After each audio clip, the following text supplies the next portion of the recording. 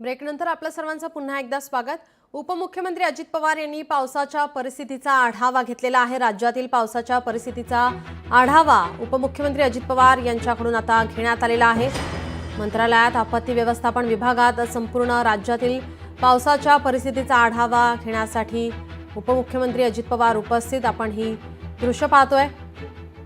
राज्यामध्ये अतिवृष्टी झालेली आहे, पिकांचं नुकसान झालेलं आहे आणि या संपूर्ण परिस्थितीचा आढावा घेण्यासाठी अजित पवार हे या ठिकाणी मंत्रालयात आपत्ती व्यवस्थापन विभागात दाखल झाले। संपूर्ण राज्यातील पावसाचा आढावा त्यांनी घेतलेला आहे। राज्यातील अनेक भागात या ठिकाणी अतिवृष्टी झालेली आहे, ज्यामुळे पिकांचं नुकसान झालंय। अनेक ठिकाणी पुराचा वेढा, काही नागरिकांचं स्थलांतर करण्यात आलेलं आहे। उपमुख्यमंत्री अजित पवार यांचे 2 दिवसांचे कार्यक्रम हे रद्द करण्यात आल्याची माहिती पावसाच्या पार्श्वभूमीवर या ठिकाणी त्यांचे कार्यक्रम हे रद्द करण्यात आल्याची माहिती सध्या समोर येते। अजित पवार हे सकाळीच या ठिकाणी पावसाच्या परिस्थितीचा आढावा घेताना आपल्याला पाहायला मिळतात। मंत्रालयात आपत्ती व्यवस्थापन विभागात त्यांनी या संपूर्ण राज्यातील परिस्थितीचा, पावसाच्या परिस्थितीचा आढावा घेतलेला आहे। पावसाच्या पार्श्वभूमीवर त्यांचे पुढील 2 दिवसाचे कार्यक्रम हे रद्द करण्यात आलेले आहेत।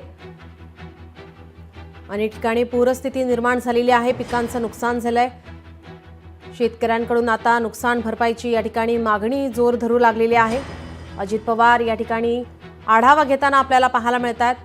मंत्रालयात या ठिकाणी आपत्ती व्यवस्थापन विभागात संपूर्ण राज्यातील पावसाचा आढावा त्यांनी घेतलेला आहे। आपल्या प्रतिनिधी मीनाक्षी म्हात्रे आपल्यासोबत फोनलाईनवरून जोडल्यात। मीनाक्षी, काय अधिकची माहिती? निश्चितच आपण पाहतोय की सध्या राज्यामध्ये जोरदार पाऊस पडत आहे आणि अनेक ठिकाणी, अनेक जिल्ह्यांमध्ये पूर परिस्थिती देखील निर्माण झालेली आहे। त्याच अनुषंगाने आज सकाळी आपण पाहतोय उपमुख्यमंत्री अजित पवार हे आज सकाळी या सगळ्याच याचा आढावा घेण्यासाठी मंत्रालयात पोहोचले।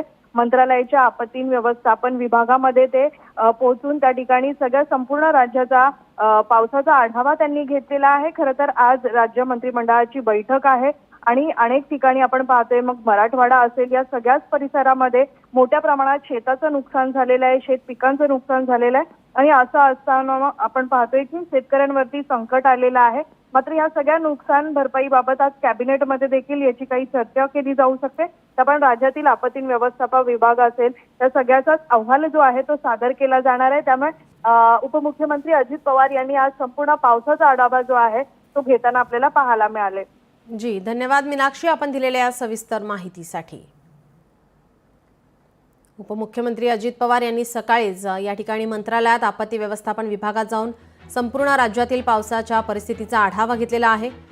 आज या ठिकाणी राज्य मंत्रिमंडळाची बैठक होणार आहे। या बैठकीपूर्वी आपण पाहतोय उपमुख्यमंत्री अजित पवार यांच्याकडून